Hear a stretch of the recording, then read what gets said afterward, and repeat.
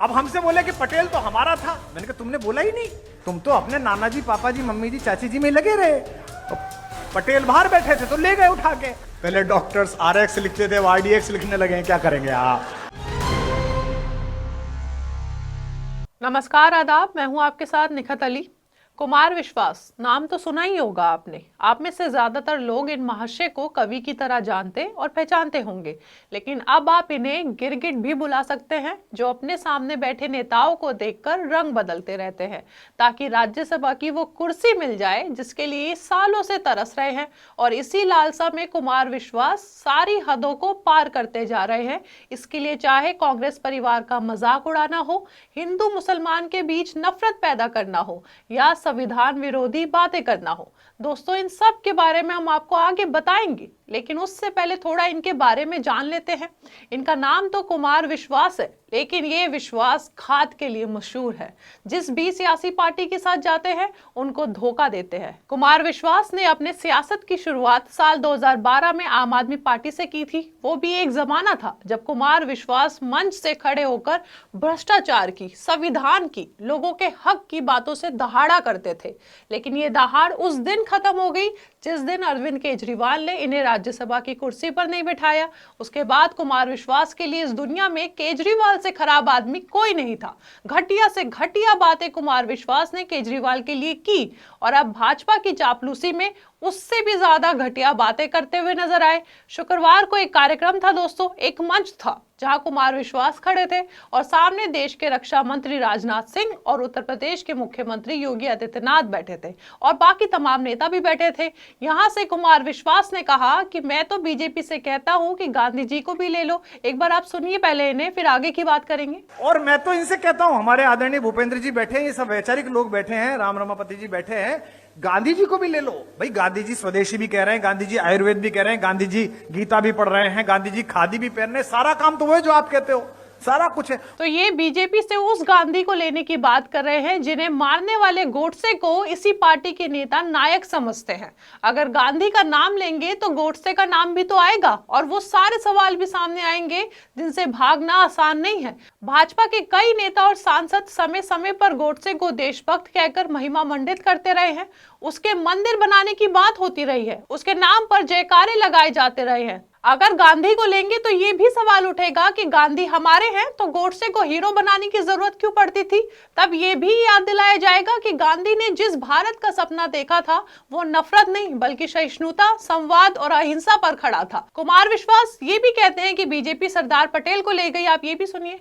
अब हमसे बोले कि पटेल तो हमारा था। मैंने कहा तुमने बोला ही नहीं, तुम तो अपने नाना जी, पापा जी, मम्मी जी, चाची जी में लगे रहे।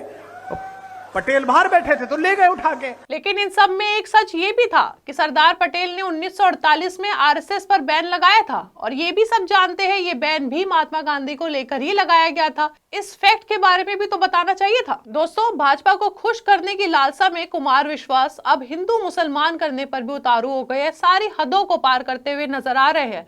आप उनका ये बयान भी सुनिए। वो कहते हैं कि युवा आगरा में सफेद रंग का जो एक कब्रिस्तान है उसे देखने की बजाय अब अयोध्या जा रहे हैं। अब देखिए, यहां नए साल पर पहली बार ऐसा हो रहा है कि आगरा में जो एक कब्रिस्तान है सफेद रंग का, उसे देखने जाने की बजाय युवा ज्यादा मात्रा में आगरा तक की बजाय अयोध्या जी जा रहे हैं, वृंदावन जा रहे हैं। परिवर्तन हो रहा है। ये वही कुमार विश्वास है दोस्तों जो दुबई, सऊदी अरेबिया जाकर मुशायरा करते थे और हिंदू मुसलमान एकता की बात किया करते थे और आज नफरत की राजनीति को अपनाकर सामने बैठे नेताओं को खुश करने के चक्कर में उसी दिशा पर कदम रख चुके हैं। कुमार विश्वास यही नहीं रुके, इन्होंने एक और बात की। दबी जबान में दिल्ली धमाके का जिक्र किया और कहा पहले डॉक्टर RX लिखते थे और अब RDX लिखने लगे हैं। देखिए आप। देश ऐसी स्थिति में आ गया है, पहले डॉक्टर्स RX लिखते थे, RDX लिखने लगे हैं, क्या करेंगे आप।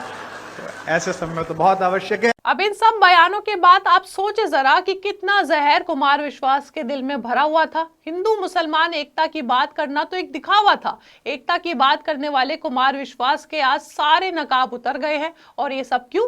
भाजपा को खुश करने के लिए। दोस्तों, आपको कुमार विश्वास का एक पुराना बयान सुनाती हूँ जहां वो कहते हैं कि सामने बैठे नेताओं को देखकर अपनी भाषा मत बदला करो। ये 5-5 साल के किराएदार है और हम परमानेंट मकान मालिक। ये भी सुनिए जरा इन्हें। कि सामने बैठे हुए राजनीतिज्ञों को देखकर अपनी भाषा मत बदला करो।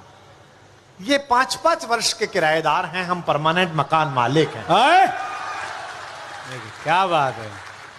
और आज यही कुमार विश्वास सामने बैठे नेताओं के हिसाब से अपनी भाषा बदल रहे हैं। वो एक जमाना था, बीत गया। आज इन्हें खुश करने के लिए वो सब बोला जा रहा है जो सब सुनना चाहते हैं। एक वो दौर था दोस्तों जब निर्भया के नाम पर कुमार विश्वास की आवाज सड़कों से संसद तक गूंजती थी, कविताएं आग बन जाती थी, शब्द सवाल बनकर सत्ता से टकराते थे। और एक ये दौर है जहां उन्नाव कुलदीप सेंगर मामले में कुमार विश्वास की एक बार भी आवाज नहीं सुनाई दी, एक लफ्ज नहीं, एक कविता नहीं, एक सवाल तक नहीं। औपचारिक तौर पर उन्होंने आज तक भाजपा का दामन नहीं थामा, लेकिन योगी आदित्यनाथ के सामने झुकते शब्द और सत्ता की तरफ बदलता सुर इतना तो इशारा कर ही देता है कि कल अगर ये खबर आ जाए कि कुमार विश्वास ने भाजपा से हाथ मिला लिया तो शायद किसी को हैरानी नहीं होगी। कभी जो कवि सत्ता से सवाल करता था आज उसी सत्ता की खामोशी में घुलता हुआ दिख रहा है। वक्त बदला है या आवाज का साहस, ये सारे सवाल लोगों के जहन में है। अब आप कुमार विश्वास का एक और बयान सुने जहां साफ साफ एक खतरनाक और संविधान विरोधी बात की जा रही है और सब इस पर हंस रहे हैं। 3 पीढ़ियां लगातार काम कर रही हैं और तीनों के दृष्टिकोण में अंतर है। अटल जी कहते थे कि आपके घर पर कोई कूड़ा फेंके तो आप स्वयं साफ कर दो। मोदी जी की, राजनाथ जी की पीढ़ी कहती है कि आपके घर पे कूड़ा फेंके तो आप उससे ही साफ कराओ। और मुख्यमंत्री जी की पीढ़ी कहती है कि आपके घर पर कोई कूड़ा फेंके तो आप कूड़े को भी साफ करो।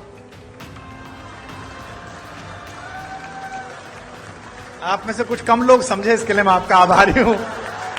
अब यहाँ भी दबी जबान में कहा जा रहा है कि कानून अपने हाथ में ले लो। एक जमाना था जब कुमार विश्वास को एक अच्छे कवि के तौर पर देश जानता था, मगर अब एक ऐसे इंसान के तौर पर जानेगा जो सियासी पार्टियों को देखकर रंग बदलते रहते हैं। अब कांग्रेस का मजाक उड़ाने वाले कुमार विश्वास को छत्तीसगढ़ के कांग्रेस से मुख्यमंत्री भूपेश बघेल ने रामकथा के लिए भी बुलाया था। वहीं कुमार विश्वास राहुल गांधी का मजाक उड़ाने से नहीं चूकते। दोस्तों, इतिहास वो चीज है जो कुछ नहीं भूलता। कुमार विश्वास जिन्हें एक अच्छे कवि के नाम से लोग जानते और पहचानते थे, जिनका नाम भी इतिहास में अपनी कलम और कविता से दर्ज होता, उनका नाम अब एक सत्ता के चाटुकार और एक चापलूस की तरह दर्ज होगा। अपने स्वार्थ, अपने फायदे के लिए ये किसी भी पार्टी के सगे हो जाते हैं और अपना फायदा नजर नहीं आता तो पलट जाते हैं। इसलिए ऐसे लोगों से होशियार रहिए और अपनी विचारधारा को संविधान से ही जुड़ा रखिए, क्योंकि अगर आप नहीं चाहते कि किसी बाबा का नाम लिया जाए तो वो धीरेन्द्र शास्त्री जैसा बाबा हो और किसी कवि का नाम लिया जाए तो वो कुमार विश्वास जैसा कवि हो, जो हिंदू मुसलमान की बातें करता हो, जो संविधान विरोधी बातें करता हो। अब आप अपनी राय इस खबर को लेकर हमें कमेंट बॉक्स में बताइए। हमारे चैनल आर्टिकल 19 इंडिया को सब्सक्राइब कीजिए और बेल आइकॉन को प्रेस कीजिए ताकि हमसे आने वाली हर खबर आपके पास फौरन पहुंचे।